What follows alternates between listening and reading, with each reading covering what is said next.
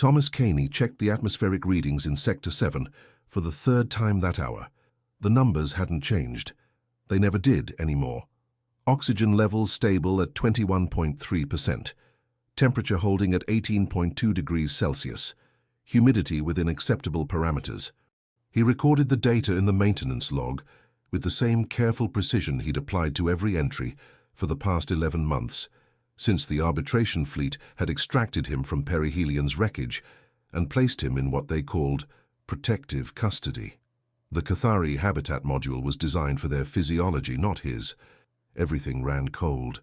The walls exhaled a constant chill that settled into his bones during sleep cycles. He'd stopped requesting additional thermal layers after the first month. No one responded to requests.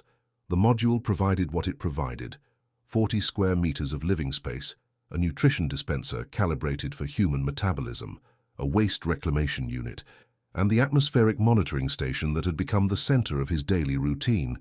He ran diagnostics on equipment that never malfunctioned. He documented readings that never varied. He maintained systems that required no maintenance. The routine kept him functional. At 1400 hours, he performed his exercise protocol: 200 push-ups in sets of 50, 300 abdominal contractions, 45 minutes of resistance work using his own body weight and the module's structural supports. The Cathari had not provided exercise equipment. They had not explained why he was being held or when he might be released.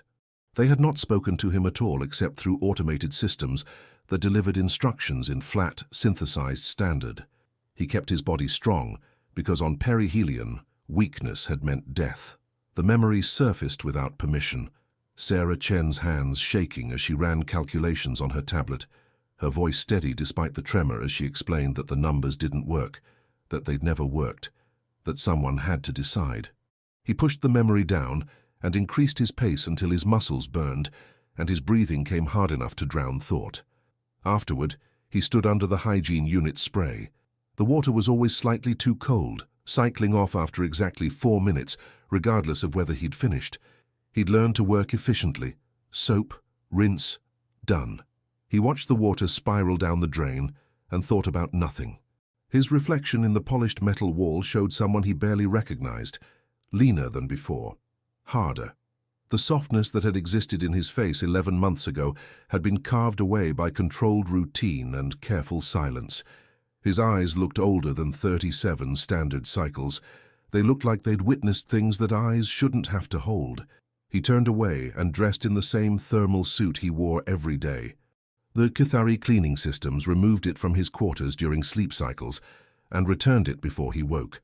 He never saw who took it or brought it back. He existed in a world of automated providence, isolated efficiency, and complete solitude. At 1800 hours, he ate. The nutrition dispensers provided meals calibrated to human dietary requirements. The food tasted like textured paste with subtle variations in color. He ate because his body required fuel. He chewed slowly and thought about the people on perihelion who had stopped eating in those final days, who had made calculations about caloric needs versus available resources and decided their own consumption wasn't justified. Marcus Rivera had been one of them, had simply stopped coming to the agricultural pods where Thomas maintained the hydroponic systems, had locked himself in his quarters and waited. Thomas set down the utensil. His hand was steady. It was always steady now. He cleaned his eating implements with the same care he applied to everything. Precision was control. Control was survival. These were truths he'd learned in the dark sections of a dying station, and they remained true even here, in this clean, cold, empty place where nothing ever changed and no one ever spoke. At 2000 hours, the automated system announced, "Prepare for examination protocol." The words were the same as always. He'd heard them every day for 11 months. But something in the air pressure changed. A subtle shift in the module's environmental systems. He felt it against his skin, a variation so minor that only someone who'd spent months monitoring atmospheric conditions would notice. Something was different. The Cathari guards who came for him were the first living beings he'd seen since his extraction. They stood nearly 3 meters tall, their bodies covered in overlapping plates of what looked like dark carapace, their movements absolutely silent despite their size. They didn't speak. One gestured toward the door that had appeared in what had been a solid wall. Thomas followed. Walking between them felt like being escorted through a canyon. The corridor beyond his module was vast and empty, stretching into darkness in both directions. Emergency lighting provided minimal illumination. The temperature dropped with each step. His breath began to fog. They walked for 17 minutes by his internal count. He noted junction markers, structural supports, anything that might constitute navigational data. The habit was automatic. On perihelion, knowing the station's layout had been the difference between reaching a functioning bulkhead and suffocating in a sealed section. The corridor terminated at a spherical chamber that hung suspended in empty space. Through the transparent lower half, he could see stars. Real stars, not the simulated display in his module. The sight stopped him for 3 seconds before he controlled the reaction and kept walking. The guards gestured him toward a pressure lock. He stepped through into the sphere. The membrane sealed behind him with a sound like an exhale. The space was larger than his module, but still felt contained. 12 meters in diameter, empty except for basic amenities along one curved wall, a hygiene unit, a sleep platform, storage compartments, and standing near the center, perfectly still, was a Cathari. She was smaller than the guards, perhaps 2.5 meters. Her carapace was lighter in color, almost silver where theirs had been black. But what struck him most was her absolute motionlessness. She didn't shift weight, didn't adjust posture, simply stood and observed him with eyes that reflected no light and revealed nothing.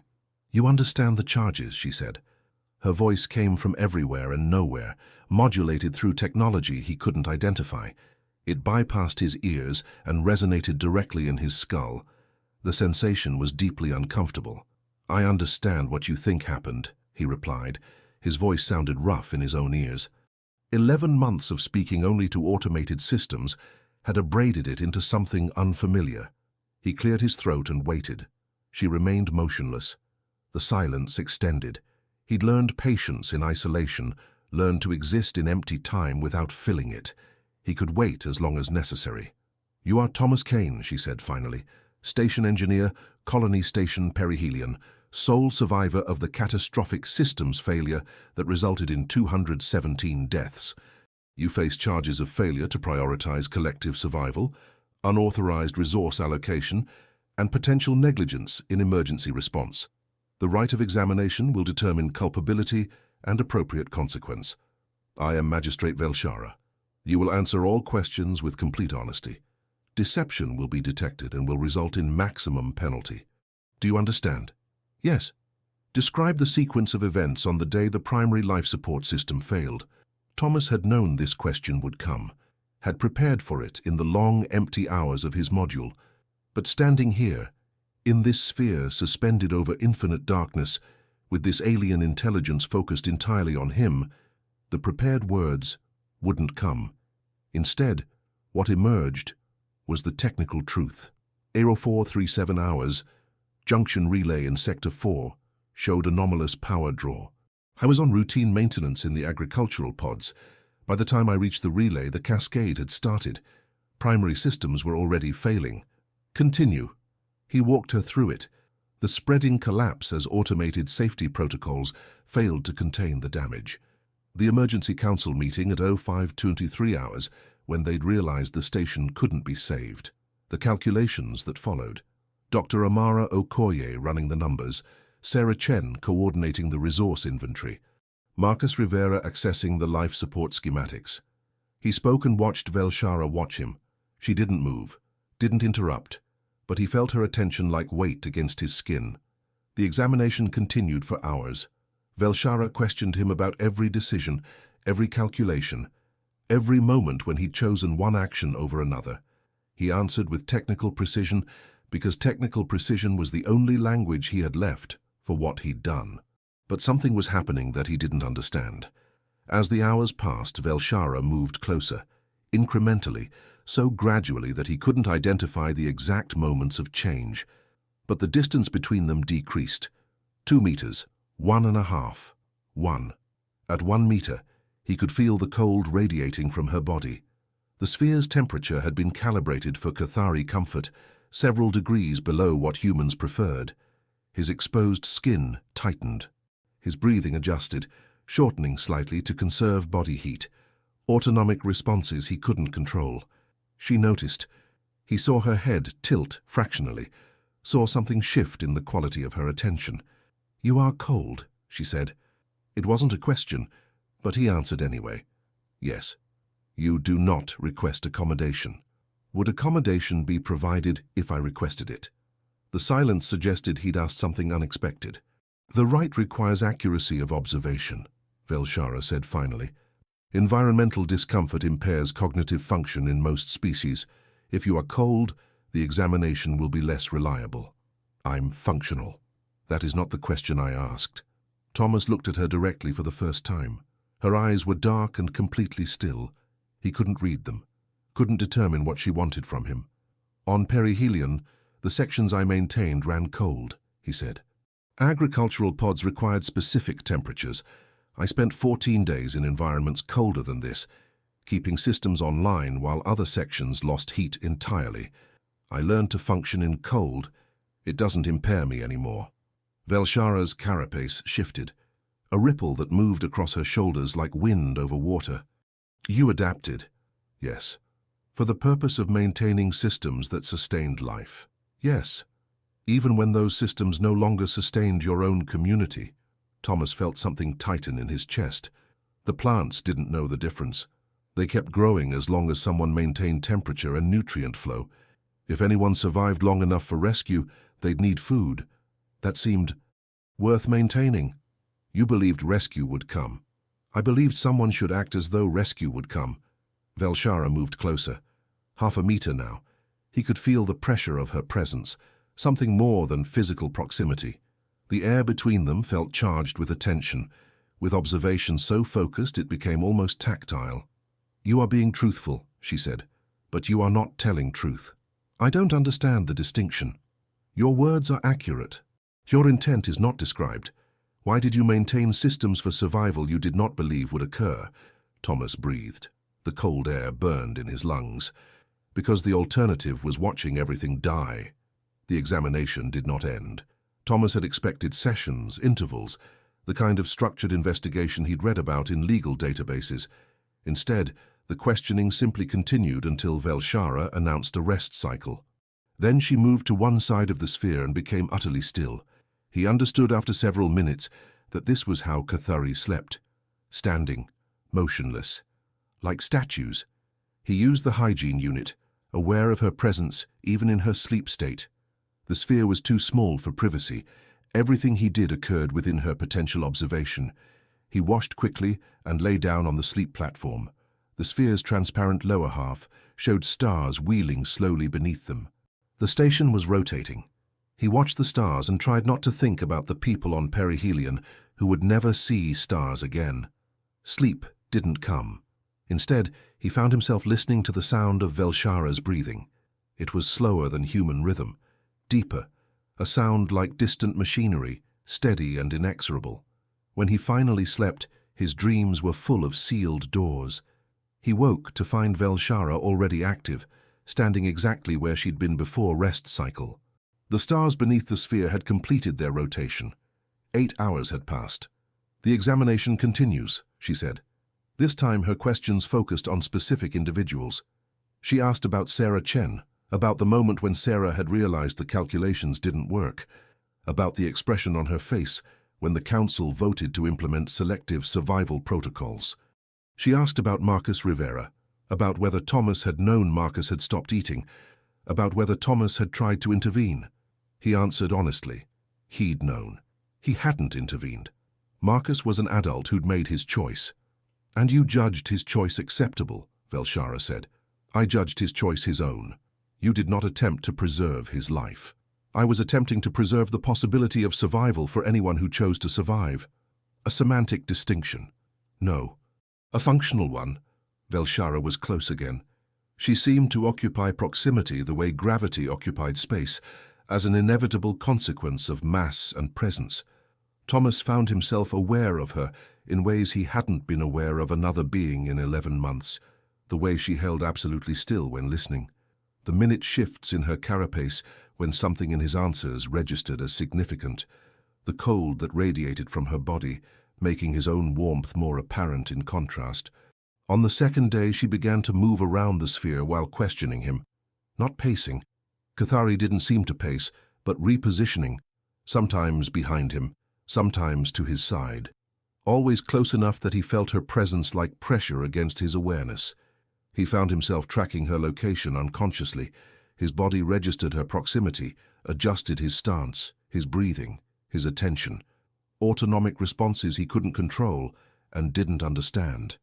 "You are aware of my position even when I am not visible," Velshara observed during one of these movements. "Yes." "Why?" Thomas considered the question. "On perihelion, situational awareness meant survival. I learned to track changes in air pressure, temperature, sound. You move silently, but you displace air. I feel the displacement. You learned this skill during the crisis. I refined it during the crisis. I've always noticed environmental details. It's necessary for engineering work, but it became necessary for survival." "Yes." Velshara moved to stand directly in front of him. Close.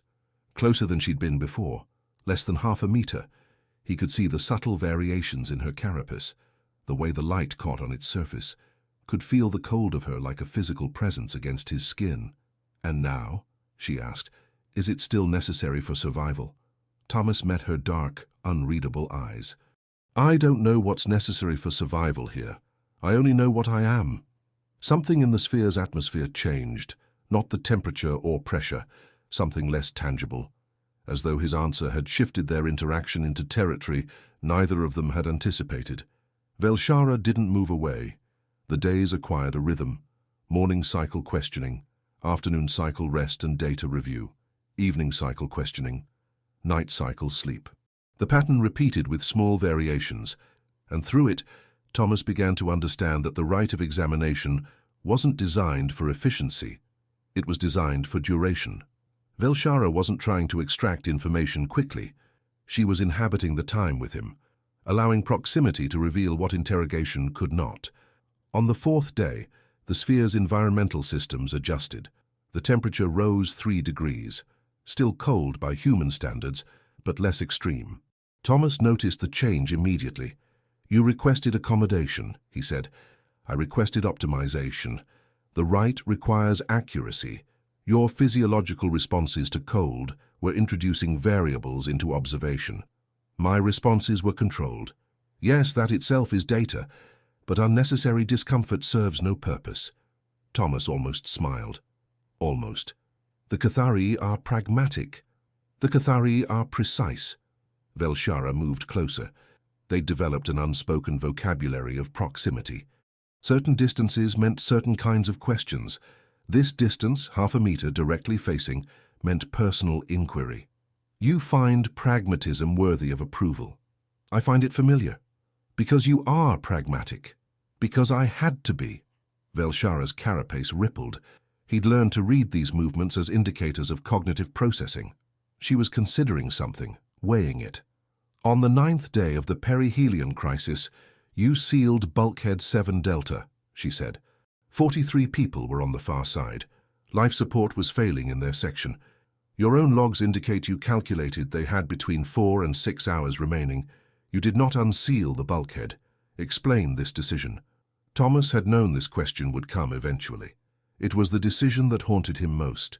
Not because he regretted it, but because he couldn't regret it, even though part of him believed he should. "Opening the bulkhead would have compromised the maintained sections," he said quietly. "The atmosphere would have equalized. Everyone would have had failing life support instead of some people having stable systems. The math was clear. The people behind the bulkhead asked you to open it. Yes. You refused. Yes. They died. Yes." Velshara was silent for a long moment. Then she asked, "Did you know any of them personally?" Thomas felt something crack in his chest. "I knew all of them." "Name them." He did, all 43. Their names, their roles, their faces. He'd memorized them during those 4 to 6 hours, sitting on the other side of the bulkhead, listening to them beg, and then curse, and then go quiet. He'd memorized them because he'd understood that forgetting would be a second death, and he couldn't prevent the first, but he could refuse to allow the second. When he finished, his voice was steady. His hands were steady. Everything was steady except the thing inside him that had broken 11 months ago and never healed. Velshara stood so close now that he could feel the minute vibrations of her breathing. "You carry them," she said. "Yes.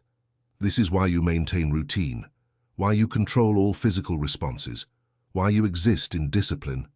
"Yes. Because if you stop, you will have to feel what you carry." Thomas looked at her.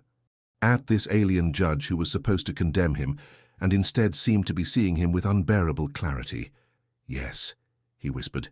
Velshara's hand moved. The gesture was slow, deliberate, giving him time to understand what was happening.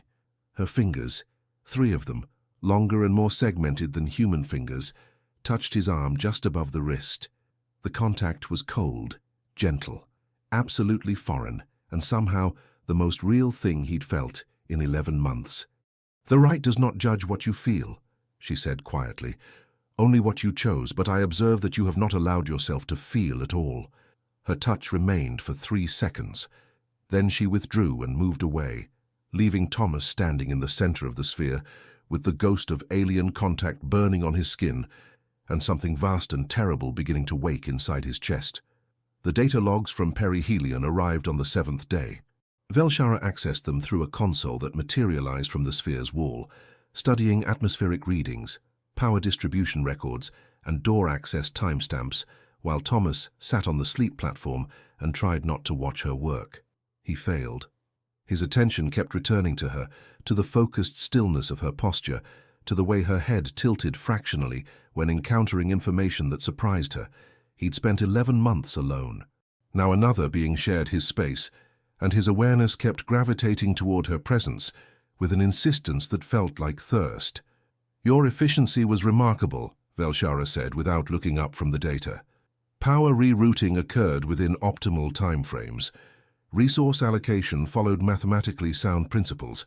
System maintenance was executed at levels exceeding standard protocol expectations. I'm good at my job. You are exceptional at your job. The station should have suffered total life support failure within 72 hours of initial cascade. Your interventions extended viable atmosphere to 14 days.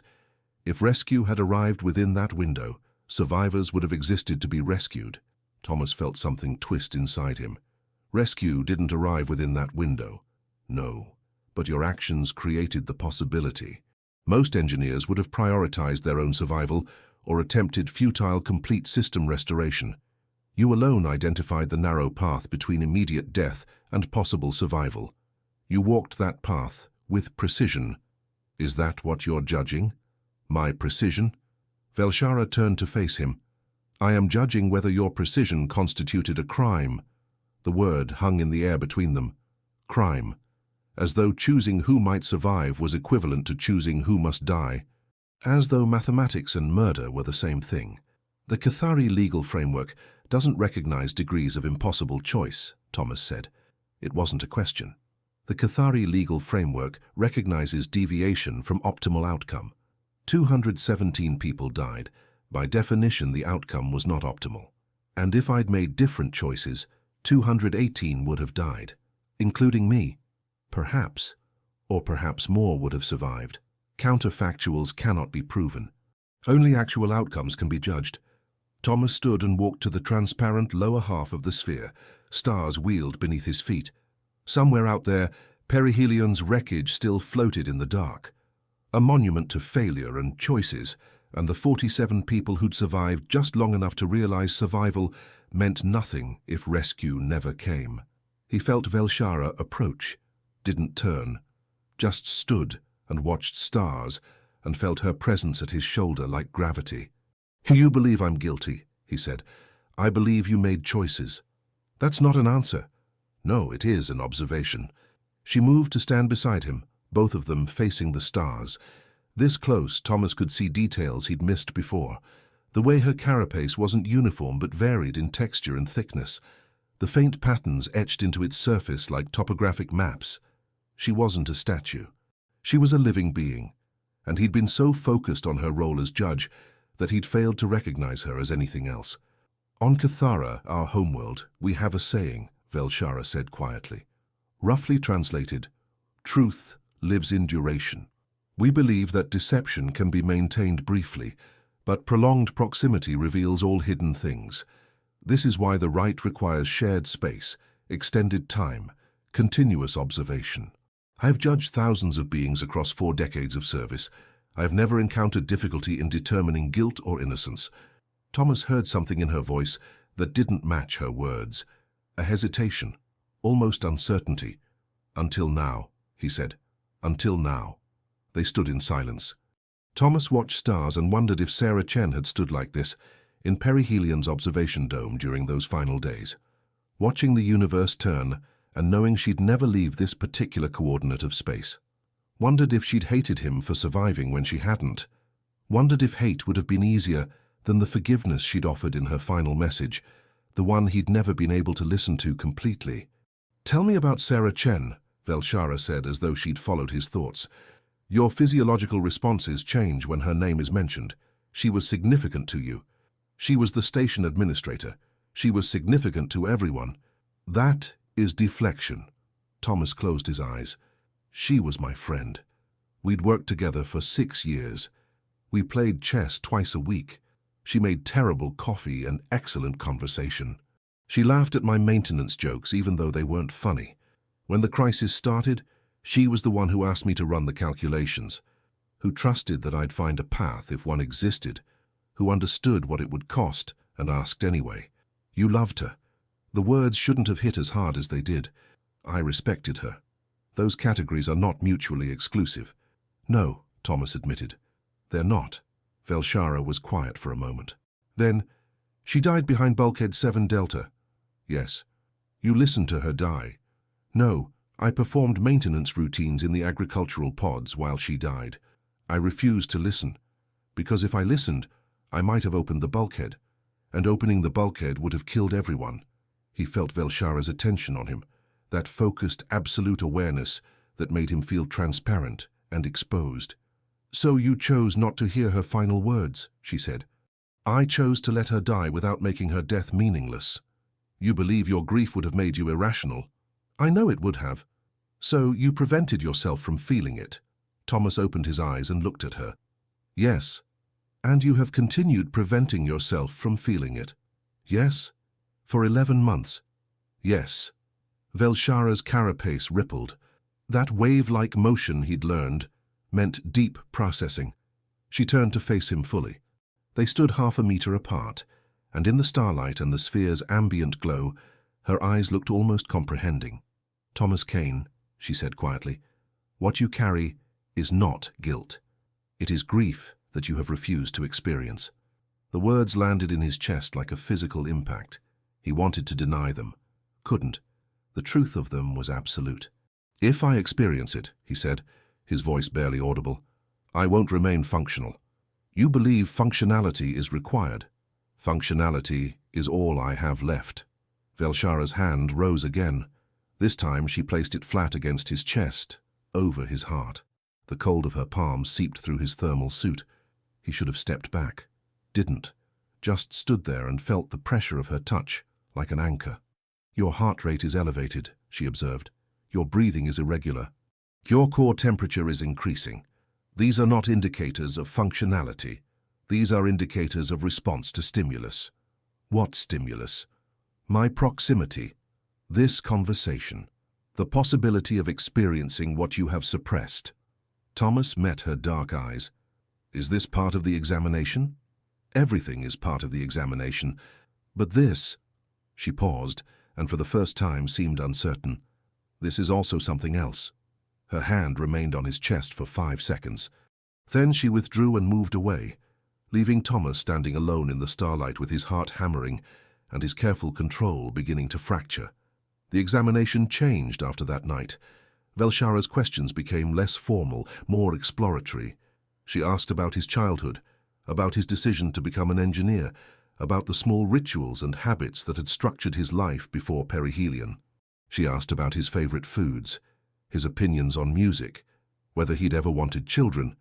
He answered because the right required honesty, but each answer felt like removing a piece of protective armor. She was mapping him, not his actions, but his self. The person who'd existed before catastrophe and the person who'd emerged after. And in return, she began to offer pieces of herself. Cathari society is organized around duration and proximity, she explained during one rest cycle, both of them sitting against the curved wall of the sphere, close enough that Thomas could feel the cold radiating from her body. We form bonds through extended time in shared space. Our family structures, our governance, our judicial system, all based on the principle that truth emerges through prolonged presence. That's why the rite requires this, Thomas said, gesturing at the sphere. Sealed space. Extended time. Yes. And also why this is difficult for me. Why? Velshara's carapace rippled. Because the rite has always revealed clear truth, guilt or innocence, crime or accident. But with you, the duration reveals complexity. The more time I spend in your presence, the less certain I become of simple categories. Thomas turned to look at her. They sat close enough that his shoulder was nearly touching her arm. Is that a failure of the rite? I don't know. Perhaps it is a failure of the questions I was taught to ask. What questions should you be asking? I don't know that either. The admission hung between them. A judge who didn't know what to judge. An engineer who'd maintained systems that saved no one. Two beings in a sealed sphere, orbiting in the dark, trying to find meaning in proximity. I have never questioned a verdict before, Velshara said quietly. In 40 years of service, I have delivered judgment with absolute certainty. The law is clear. The evidence is measurable. Guilt exists or does not exist. But you, she paused, you followed the law of survival with perfect precision, and that precision resulted in death.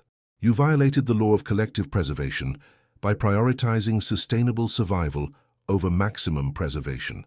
Both things are true simultaneously. Cathari law does not accommodate simultaneous contradictory truths. Human experience does nothing but accommodate simultaneous contradictory truths, Thomas said. I loved Sarah Chen and I let her die.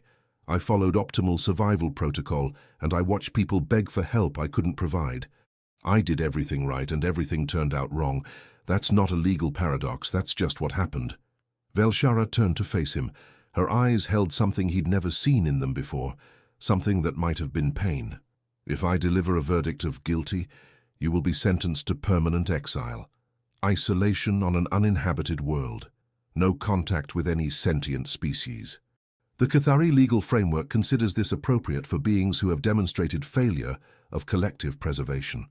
And if you deliver a verdict of not guilty, then you are released, free to return to human society, to attempt to rebuild a life.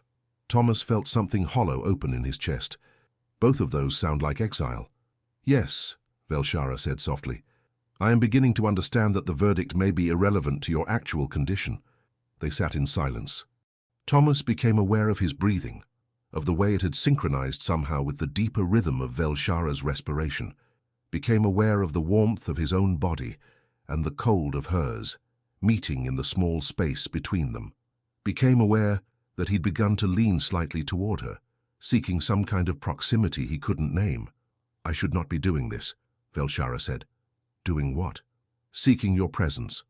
I find myself aware of when you are near or distant. I adjust my position to maintain proximity. This is inappropriate for a magistrate conducting examination. Thomas felt his heart rate increase. What is it appropriate for? Velshara's hand moved to rest against his arm. The touch was gentle, deliberate, and it sent a shock of sensation through him that had nothing to do with temperature and everything to do with contact, with being touched by another living being after 11 months of absolute isolation. I don't know, she said. Cathari do not form bonds across species barriers. Our biology is too different. Our understanding of intimacy does not translate. But I find myself experiencing something that resembles what we call duration resonance, the recognition of another being as necessary to equilibrium. Necessary, Thomas repeated. Yes, I have come to need your presence in order to maintain my own functional state. This is not supposed to be possible. Thomas turned his hand over, letting his palm rest against hers. The size difference was dramatic. her 3 long fingers against his 5 shorter ones, her cold against his warmth. Everything about them was incompatible, and yet the touch felt like the first honest thing he'd experienced in a year. "I've been alone for 11 months, he said quietly. "Before that, I was functionally alone for 14 days, while everyone around me died. I learned to exist without contact, without connection, without anything but routine and control. I thought that was survival. But then you came into this sphere, and I realized I'd just been waiting, enduring, not living, just persisting. And now? Now I don't know what I'm doing. But when you're close, I feel less like a machine executing protocols, and more like a person who might still be capable of being human." Velshara's fingers tightened slightly around his. "The right is supposed to reveal truth through proximity. But what if proximity creates truth that did not exist before? What if we are generating something rather than discovering something? Does it matter which? To the law, yes. To me," she paused. "To me, increasingly no." Thomas shifted position, turning to face her fully. They were close now, close enough that he could see the faint luminescence deep within her carapace, could feel the rhythm of her breathing against his awareness, could sense the attention focused on him, like weight. "What happens if you don't deliver a verdict?" he asked. "The arbitration fleet will eventually intervene. Send another magistrate. Your case will be judged by someone else. And you? I will be removed from service, questioned, possibly sanctioned for failure to execute proper protocol. You'd lose everything you've built, yes. For what? For someone you're supposed to be condemning?" Velshara's free hand rose to touch his face. The gesture was hesitant, exploratory, utterly gentle. Her cold fingers traced the line of his jaw, his cheekbone, the shape of his ear, learning his features through touch, the way he'd learned hers, through observation. "I don't know what I'm doing either," she said softly. "I only know that the thought of delivering verdict, any verdict, and watching you be removed from this sphere creates a response in me that I cannot categorize as professional concern. I have come to—" She paused, searching for words. "I have come to value your proximity, your continued existence in my immediate environment. This is not how magistrates are supposed to feel about the accused." Thomas raised his hand to cover hers where it rested against his face. "How are they supposed to feel?" "Nothing. We are supposed to feel nothing except commitment to law and precision of judgment." "And what do you feel?" Velshara leaned closer. Her face was centimeters from his, close enough that he could feel the cool exhalation of her breath. "I feel that I understand now why truth lives in duration, because duration transforms both the observer and the observed. We are not the same beings who entered this sphere 11 days ago." "No," Thomas agreed, "we're not. The kiss, if it could be called a kiss between beings with such different mouths, different biology, different understanding of intimacy, was a meeting of foreheads, a press of her cool skin against his warmer one, a moment of absolute contact and shared breathing. It lasted 3 seconds and felt like crossing a threshold from which there could be no return. When Velshara pulled back, her eyes held something that might have been terror or wonder or both. "I cannot judge you," she whispered. "I have lost all objectivity. I have violated every principle of the right." Thomas took her hand in both of his. "Then stop being a judge. Just for now, just in this moment, be something else." "What else is there?" "I don't know. But we could find out together." They didn't sleep that night. Instead, they talked. Really talked. Not examination questions and required answers, but genuine exchange. Velshara described Cathara, the planet of her birth, its massive gravity, its dim red sun, the way Cathari settlements were built into canyon walls, because the only comfortable temperature existed in narrow bands of altitude and shade. She talked about her education in law, about the pride her family had felt when she was selected for the magistracy, about the 40 years she'd spent rendering judgment with absolute certainty. Thomas told her about Earth, about the green-blue planet he'd left at 18, to work in orbital construction, about the way he'd never quite fit anywhere he'd lived, but had always felt at home in the mechanics of engineering, the satisfaction of making systems work. He told her about the first time he'd met Sarah Chen, about their chess games and terrible coffee, about the way Sarah had understood that he showed care through maintenance and precision rather than words. And slowly, Through the talking, they learned each other. Velshara learned that Thomas had a habit of checking atmospheric readings 3 times whenever he entered a new environment, that he organized his thoughts by walking through procedural steps, that he felt most settled when he understood the systems around him. Thomas learned that Velshara thought in patterns that resembled music, that she processed emotion through physical stillness rather than expression, that 40 years of judging had taught her to recognize truth, but not to navigate her own uncertainty. They learned each other through proximity. Thomas discovered that he could read Velshara's emotional state in the minute shifts of her carapace, the way different areas rippled or stilled in response to conversation. Velshara learned to interpret the small changes in Thomas's breathing, the tension in his shoulders, the way his hands moved when he was working through difficult thoughts. And they learned each other through touch. It started cautiously. Velshara's hand on Thomas's arm during conversation, Thomas's shoulder resting against hers as they sat against the curved wall. Small contacts that accumulated into vocabulary, each touch meaning something. Comfort, attention, understanding, presence. Then, gradually, the touches deepened. Thomas discovered that running his fingers along the seams where Velshara's carapace plates met made her go absolutely still in a way that seemed to indicate intense focus or pleasure. Velshara found that Thomas responded to firm pressure against his back and shoulders, his whole body relaxing under her touch in a way that suggested deep-seated need for contact. They explored each other like new territory, learning what gave comfort, what created connection, what allowed the terrible isolation they'd both been carrying to ease even fractionally. On the 14th day, Velshara's carapace plates shifted in a way Thomas hadn't seen before, parting slightly along her sides to reveal the softer tissue beneath. She explained, haltingly, that Catharii only revealed this vulnerability to those they trusted completely, that the soft tissue was incredibly sensitive, that allowing another being to touch it was the deepest form of intimacy her species recognized. Thomas touched her there with careful reverence, his warm fingers against her cool skin, and watched her shudder with sensation, watched her trust him with her vulnerability, even though he'd been brought to her for judgment. In return, he let her see him break. It happened quietly. They were reviewing old messages from perihelion, part of the evidence, though evidence for what had become unclear. Sarah Chen's final transmission came up, the one Thomas had never been able to listen to completely. Velshara noticed his physiological response before he'd consciously registered it himself.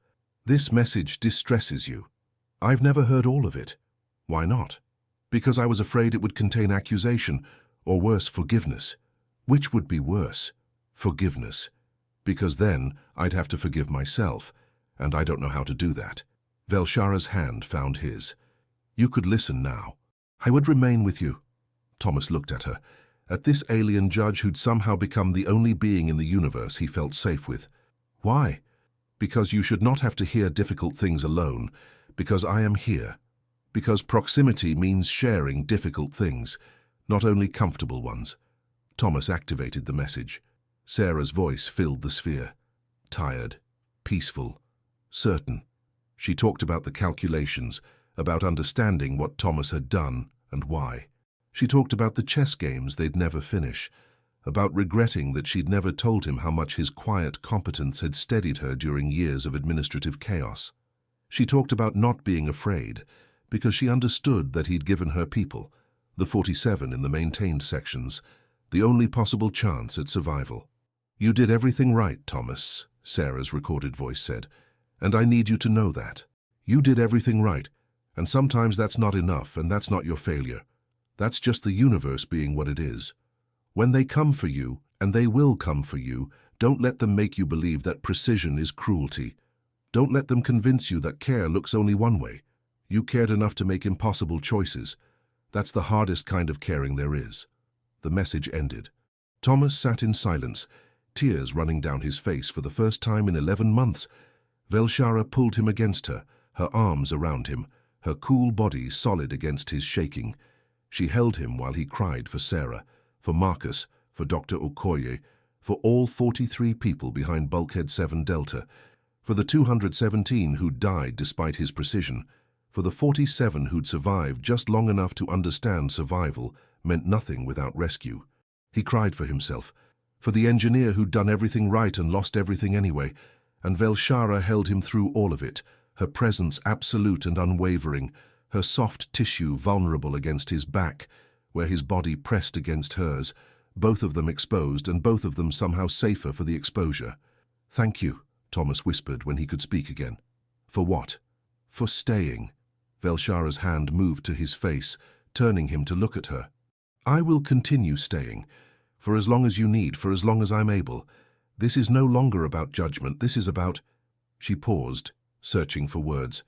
"This is about recognition. I recognize you. You recognize me. That recognition has become more important than any verdict I could deliver." Thomas kissed her forehead, her crest, the cool curve of her jaw.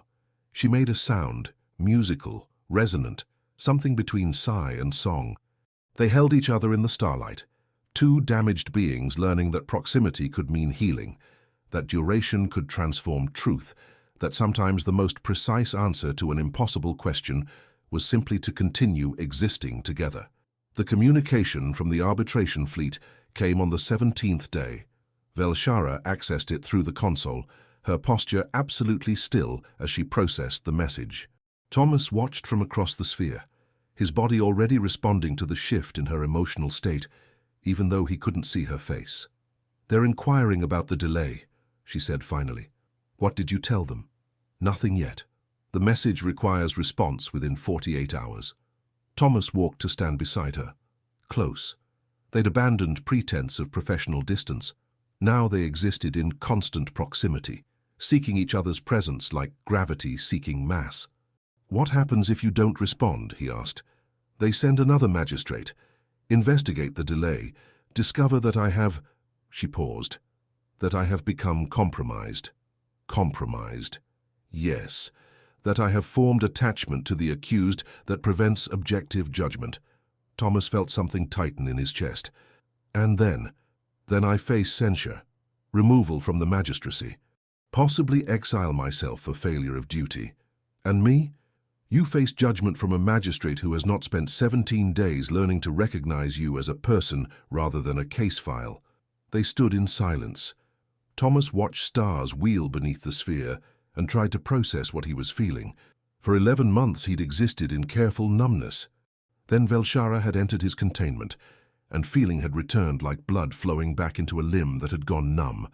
Painful, overwhelming, absolutely necessary. Now the thing he'd been avoiding for a year crashed over him with full force. He didn't want to be alone again. "I should tell you to deliver verdict," he said quietly. "Whatever verdict you think fits. I should make this easier for you. But you won't." "No, because I'm selfish enough to want you to stay, even knowing it costs you everything you've built." Velshara turned to face him. Her eyes held something fierce. "You assume I don't want to stay, do you?" "Yes, desperately, inappropriately, in ways that violate every principle of my training and position." Thomas reached for her hand. She met him halfway, their fingers interlacing in the pattern they'd developed over days of learning each other's touch. "What do you want to do?" he asked. "I want to refuse to deliver verdict. I want to remain in this sphere with you, in this suspended moment where neither of us has to face what comes after. I want duration to continue indefinitely." "That's not possible." "No, but it's what I want." Thomas pulled her closer. She came without resistance, her body pressing against his, her head tilting down to rest against his shoulder.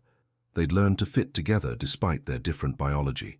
Had learned that warmth and cold could coexist, that hard carapace and soft skin could find comfort in contact, that two beings from incompatible species could create intimacy through shared presence and duration.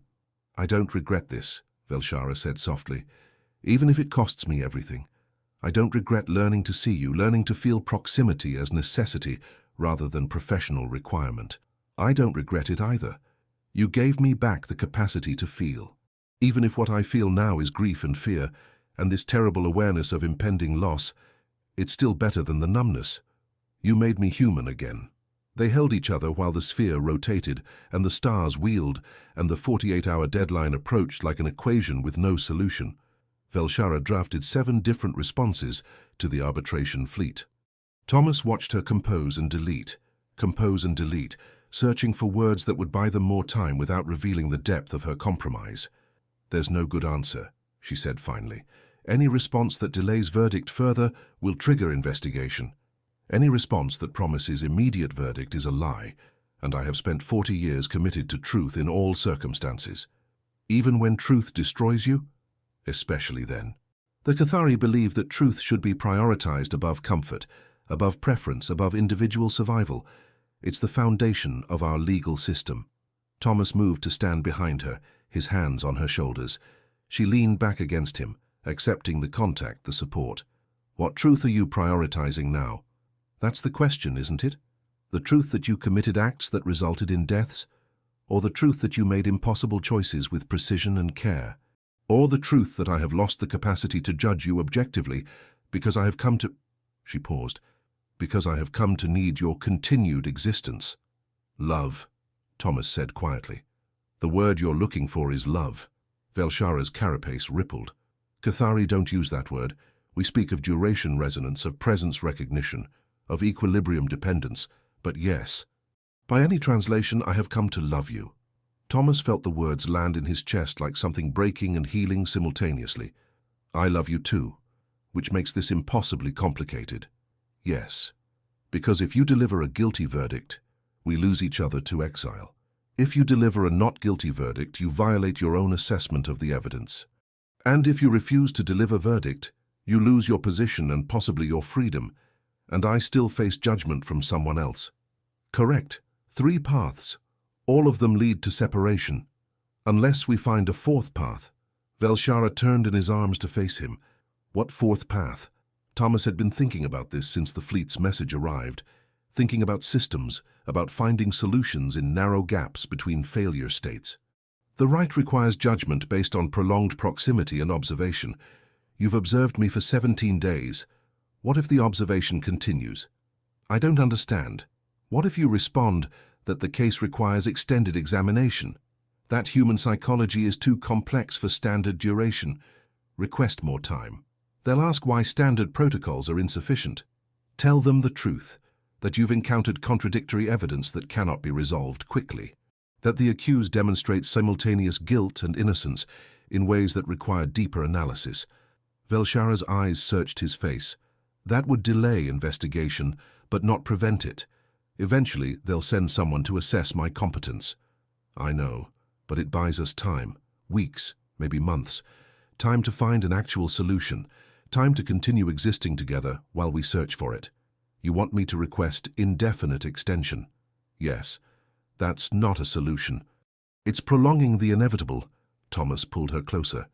"On perihelion, I prolonged the inevitable for 14 days, kept systems running that couldn't be saved, maintained protocols that served no purpose except to create the possibility that somehow, impossibly, rescue might come before everything collapsed. It wasn't a solution, but it was what I had, and I did it with precision because the alternative was giving up. And rescue never came. No. But 47 people survived 14 days because I refused to accept that prolonging the inevitable wasn't worth the effort." Velshara was silent for a long moment. Then, "You're asking me to maintain systems, the right, the examination, our professional relationship, that we both know cannot be sustained. To keep performing protocols even though the outcome is already determined? Yes. Because the alternative is giving up? Yes. And you believe prolonging our time together, even knowing it must end, is worth the cost?" Thomas met her eyes. "I believe every additional day with you is worth any cost. I believe that if we have weeks instead of hours, we might find something we can't see now. And I believe that even if we don't, even if this ends exactly as badly as we fear, I would rather have those weeks with you than surrender immediately to the inevitable." Velshara's hand rose to touch his face. Her fingers traced the shape of his features with the careful attention he'd come to recognize as love expressed through observation. "You understand this will likely end in my exile as well as yours?" "Yes. And you're willing to accept that?" "I'm willing to fight for any alternative first. But yes, if exile is the price of having loved you, I'll pay it." Velshara made that musical sound again, the one that meant deep emotion she had no other way to express. Then she turned back to the console and began composing a new response. Thomas watched her work, his hands on her shoulders, both of them aware that they were choosing prolonged uncertainty over immediate resolution, that they were requesting duration without guarantee of outcome. She sent the message requesting extended examination on grounds of unprecedented complexity. The response came back 6 hours later. Request granted. 45 additional days approved. Submit progress reports weekly. 45 days. They had 45 days to find a solution that probably didn't exist. To love each other in the knowledge of approaching separation. To create meaning in duration while duration lasted. Thomas held Velshara in the starlight and felt something like hope begin to grow alongside the grief.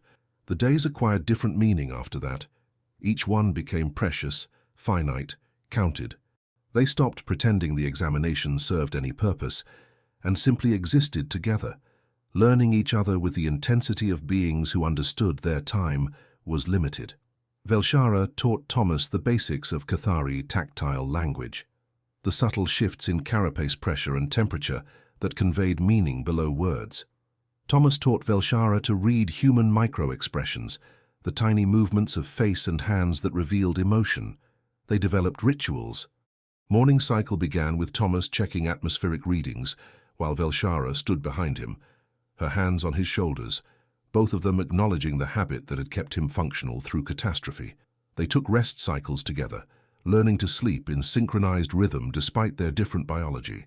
Evening cycles they spent in conversation or silence, simply existing in each other's presence.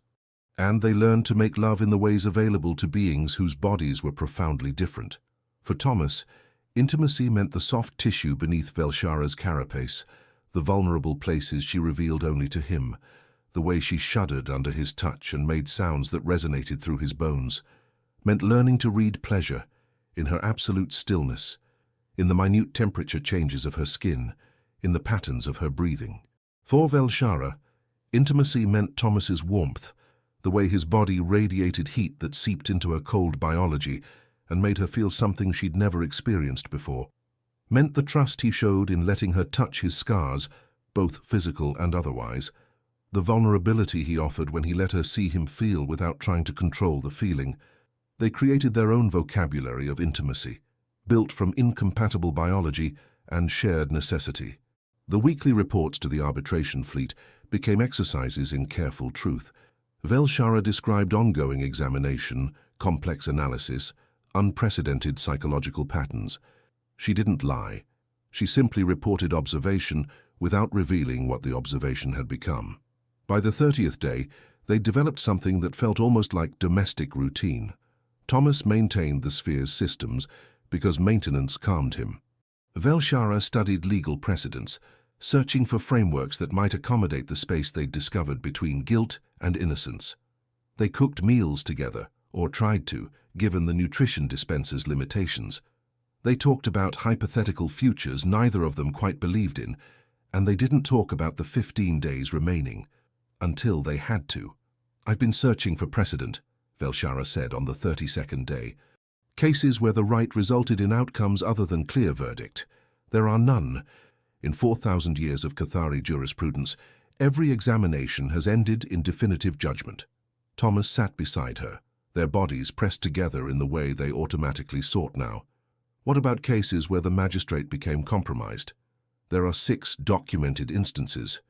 In each case, the magistrate was removed, a new judge appointed, and verdict delivered based on evidence review rather than prolonged examination. So there's no path forward, no precedent we can follow. Not in Cathari law." "What about human law?" Velshara turned to look at him.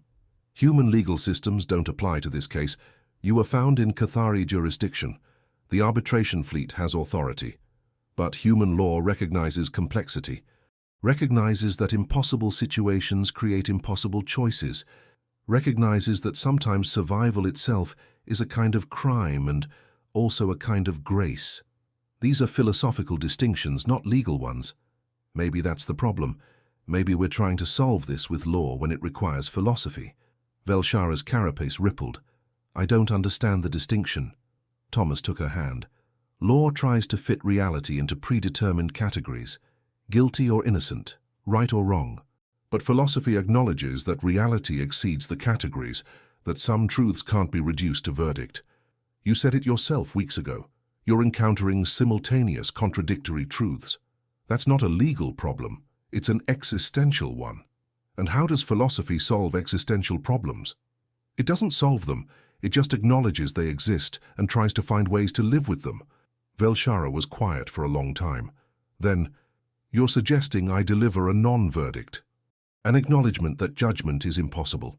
I'm suggesting you tell the truth, the real truth, that you encountered a being who exists beyond the categories your law provides, that the right revealed complexity rather than clarity, that the only honest response is to refuse to reduce that complexity to simple verdict.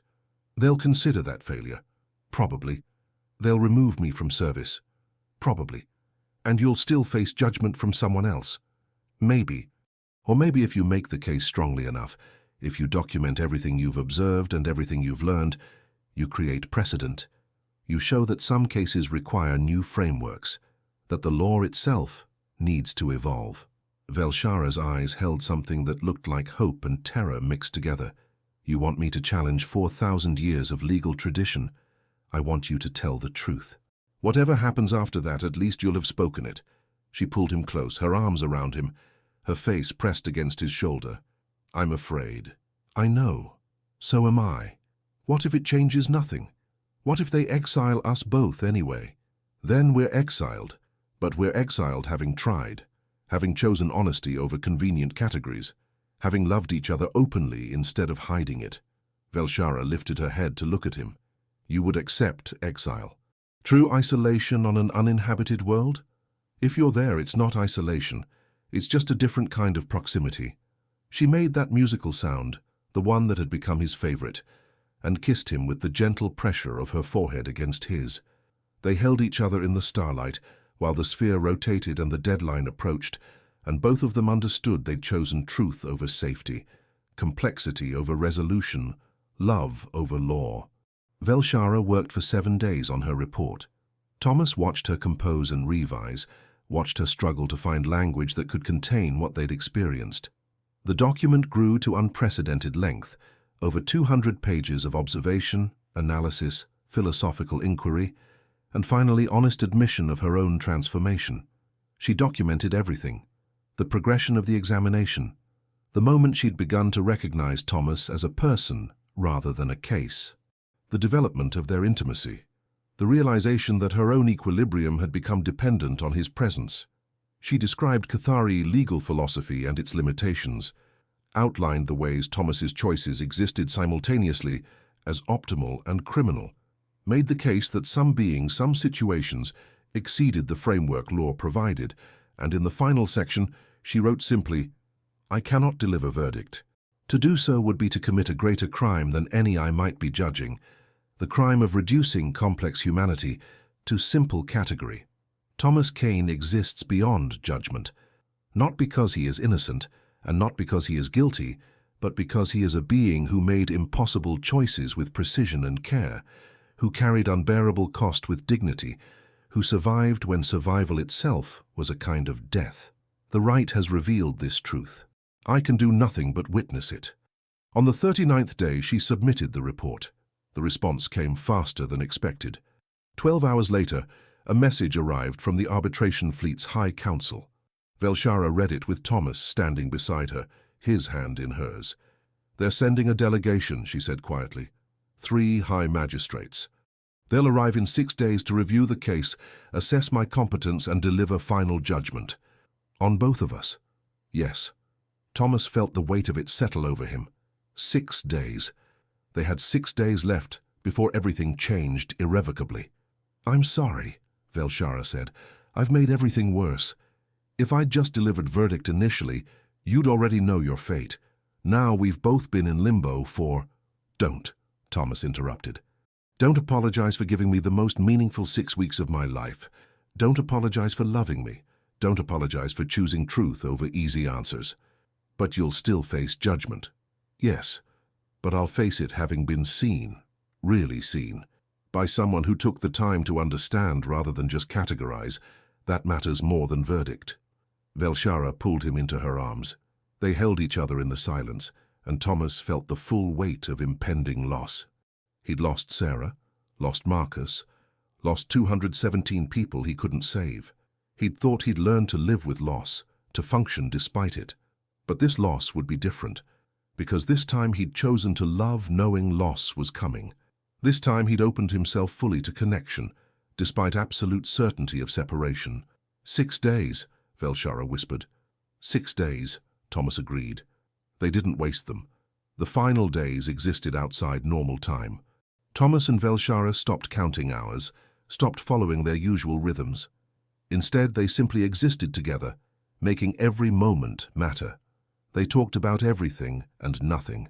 Velshara described the judicial academy where she'd trained, the pride of being selected, the certainty she'd felt in her calling. Thomas talked about chess games with Sarah, about the satisfaction of solving engineering problems, about the small joys that had structured his life before catastrophe. They talked about futures they wouldn't have. Thomas described the places on Earth he'd wanted to show Velshara, though her biology couldn't tolerate the gravity. Velshara described Cathara's canyon cities, though Thomas would freeze in their cold. They acknowledged the impossibility and talked anyway, creating hypothetical memories, and they loved each other with the intensity of beings who understood each moment was finite. Thomas learned every texture of Velshara's carapace, every place where pressure made her sigh, every temperature variation that indicated pleasure or comfort or deep contentment. Velshara learned the maps of Thomas's scars, physical ones from his work and psychological ones from his choices, and loved all of them without trying to heal them, just accepting them as part of who he was. On the second to last day, Thomas asked, "What happens to you after they take me away?" "I face review, possibly censure, probably removal from the magistracy. And then? I don't know. I've been a judge for 40 years. I don't know what I am without that." Thomas pulled her close. "You're someone who chose truth over comfort, someone who learned to love across impossible boundaries, someone who witnessed complexity and refused to reduce it. That's what you are, with or without the magistracy." "And you?" Velshara asked. "What are you without engineering? Without the routines that kept you functional?" Thomas considered the question. "I don't know, but I think maybe I'm someone who's learning to feel again. Someone who loved and was loved in return. Someone who survived and finally, maybe, might learn to live." They held each other in silence. On the last day, they didn't talk at all, just existed in each other's presence, touching, breathing, being, creating duration for as long as duration could last. The delegation arrived at midnight. 3 massive Cathari ships appeared around the sphere, their presence announced by the sudden eclipse of stars. Thomas and Velshara stood together, hands clasped, watching the ships approach through the transparent lower half of their world. "Whatever happens," Velshara said, "know that you gave me something I didn't know existed. You gave me the experience of recognizing another being as necessary, as beloved, as irreplaceable. You gave me the same," Thomas said. "And you gave me back my humanity, my capacity to feel, my permission to grieve and love and exist as something other than a machine executing protocols." The ships docked with the sphere. A pressure lock appeared in the membrane. 3 high magistrates entered, even larger than the guards who'd brought Thomas to the sphere 6 weeks ago. They moved with absolute authority, absolute certainty. "Magistrate Velshara," the lead high magistrate said, her voice resonating through the translation matrix. "We have reviewed your report. The High Council has reached a decision." Velshara stood absolutely still. Thomas felt her hand tighten around his. "Your report represents unprecedented philosophical inquiry and remarkable honesty," the High Magistrate continued. "It also represents fundamental failure of judicial protocol and clear evidence of compromised objectivity." "I understand," Velshara said quietly. However, the High Magistrate paused. "The Council has determined that your observations raise questions our legal framework does not adequately address. Questions about the nature of judgment when faced with complexity that exceeds our categories. Questions about whether law should reduce reality or acknowledge reality's irreducibility." Thomas felt hope begin to rise despite everything. "Therefore, the High Council has made the following determinations. First, Magistrate Velshara is removed from active service pending comprehensive review of Cathari judicial philosophy and its capacity to accommodate complex cases. Second, Thomas Kane's case is declared legally indeterminate, neither clearly guilty nor clearly innocent, but rather existing in ethical territory our law cannot currently map. Third, both Velshara and Thomas Kane are to be relocated to a neutral diplomatic station where they will serve as witnesses and advisors in the development of new judicial frameworks for cases involving cross-species complexity. Velshara's hand trembled in Thomas's. "We're not being exiled. You are being assigned to collaborative research. Your proximity and observation will continue, but in service of legal evolution rather than specific judgment. You will work together. Your relationship will be acknowledged as potentially generative of insight rather than merely compromising." The High Magistrate's eyes moved to Thomas. "Thomas Kane, you will never face definitive verdict for the events on perihelion, but you will carry the weight of those events for the remainder of your life.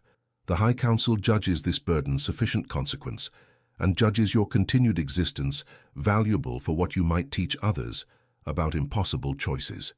Thomas felt something break and rebuild in his chest simultaneously, not absolution, but recognition, acknowledgement that some things couldn't be reduced to guilty or innocent, that sometimes the only justice possible was being truly seen. "Do you accept these terms?" the High Magistrate asked. Thomas looked at Velshara. She looked back at him. In her eyes he saw everything they'd built together, the duration, the intimacy, the recognition, the love. "Yes," they said together. The diplomatic station orbited a binary star system, hanging in the gravitational balance between two suns. The accommodations were designed for multiple species, with temperature zones and atmospheric variations that allowed Cathari and humans to coexist comfortably. Thomas and Velshara were given adjacent quarters with a shared common space. Not a sealed sphere, but rooms they could enter and exit freely, together or separately. The freedom felt strange after weeks of containment. The work was equally strange. They met with legal philosophers from a dozen species, describing the rite, their examination, their transformation. They helped develop new frameworks for cases involving complexity that exceeded simple categories. They taught others what they'd learned, that truth sometimes required acknowledging limits of judgment, that proximity revealed realities evidence couldn't capture, that love could exist across boundaries previously thought absolute. Thomas found unexpected purpose in the work. Engineering had taught him to find solutions in narrow gaps between failure states. Now he applied that same precision to legal philosophy, helping identify the spaces where judgment became impossible and new thinking became necessary. Velshara discovered that she was still a judge, just no longer judging individual cases, but rather judging the frameworks themselves, assessing whether law served truth or merely served itself. And they continued to exist together. Some days they worked side by side, their hands finding each other during difficult discussions. Some days they separated, pursuing different aspects of the research, then reuniting in the evening to share what they'd learned.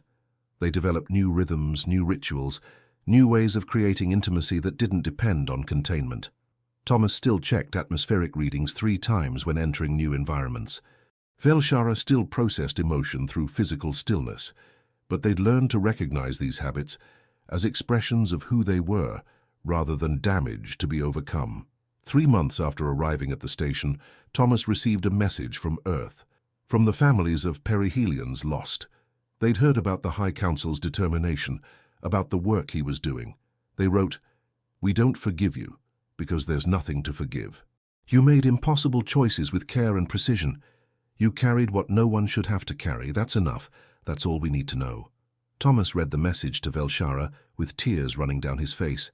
She held him while he cried, her presence steady and unwavering, exactly as she'd been in the sphere when he'd finally allowed himself to break. "They see you," she said softly, "the way I see you." "Yes." "Does it help?" Thomas considered the question. "It doesn't change what happened, doesn't bring anyone back. But yes, it helps to be seen as something other than guilty or innocent, to be recognized as human, with all the complexity that implies." Velshara's hand found his face. "You taught me that." taught me to recognize complexity as valuable rather than problematic, taught me that some truths can only be witnessed, not judged. Thomas pulled her close. We taught each other. They stood together in their shared space, looking out at the binary stars, at the universe that had brought them together through catastrophe and law and the narrow gap between both. They'd found equilibrium not through resolution but through continued proximity, through choosing each other despite impossible circumstances, through building something new in the space where judgment became impossible. Outside, ships came and went, carrying beings seeking help with cases that exceeded simple categories. Inside, Thomas and Velshara existed in the duration they'd fought for, the relationship they'd built, despite every law that said it shouldn't exist. They didn't have certainty, didn't have clear verdict or definitive resolution. What they had was each other, and the daily choice to continue existing together, to keep creating intimacy through proximity and presence and love. It was enough. Some mornings Thomas still woke from dreams of sealed doors and calculated deaths, but now Velshara was there, her cool hand finding his, her presence reminding him that he'd survived, and that survival could mean something other than empty endurance. Some evenings Velshara still struggled with the loss of her judicial certainty, with the discomfort of existing in perpetual ambiguity. But Thomas was there, his warmth against her cold, his acceptance of complexity helping her accept it in herself. They existed in equilibrium, not balanced through resolution, but through mutual support, through the daily practice of witnessing each other's humanity and alienity, without trying to reduce either to simple categories. And in the space between two suns, in the gravity well between certainty and uncertainty, Thomas Caney and Magistrate Velshara built a life together. Not the life either had imagined, not the life law would have prescribed, but the life they'd chosen through duration and proximity, and the kind of love that required acknowledging that some truths couldn't be judged, only lived. 6 months into their work, Thomas found Velshara standing by the observation window, watching ships dock and depart. He moved to stand beside her, their hands finding each other automatically. "Do you ever regret it?" he asked. "Refusing to deliver verdict? Losing the magistracy?" Velshara turned to look at him. Her eyes held the same deep recognition they'd held in the sphere when she'd first admitted she loved him. "Every day," she said honestly, "and never. I regret the cost, but I don't regret the choice. I found something more valuable than certainty. I found truth that couldn't be contained in verdict. I found you." Thomas kissed her forehead, her crest, the cool line of her jaw. "I found you too. Found someone who chose to see me when seeing was harder than judging. Found someone who taught me that being witnessed is more important than being absolved." They stood together in the starlight, two beings whose love shouldn't have been possible, whose relationship violated every legal and biological boundary that should have existed between them. Two beings who'd chosen each other anyway, who'd built intimacy from impossibility, who'd created meaning in the space where judgment failed. The binary stars wheeled overhead.